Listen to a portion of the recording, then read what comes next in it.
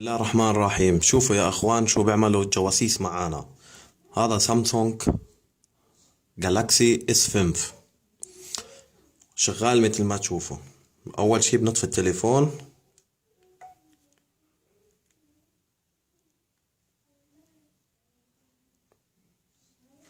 وبنفتح التليفون وبنطول البطارية. هاي البطارية بعدها تليفون جديد. هذا بأغلبية التليفونات السامسونج والايفون. شوفوا شو جوا البطارية. بتفتحوا البطارية ما بتخرب البطارية.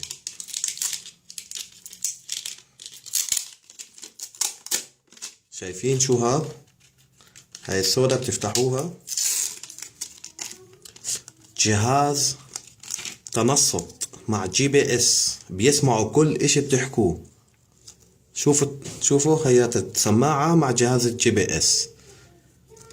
بتشيلها يعني ما تخافوا البطارية ما بتخرب. هاي هون تبعوا البطاريات وهي هون موصلة في الكهرباء عشان يتنصتوا علينا ويتجسسوا.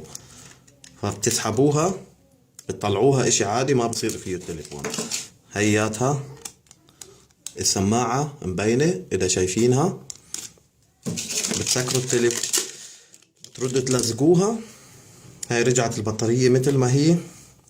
بنحطها بالتليفون وبنشغل التليفون. برجع التليفون يشتغل ما فيها شي. رجاء نشر هذا الفيديو عشان الكل يعرف كيف بتنصتوا علينا. وشكري لكم كتير ومع السلامة.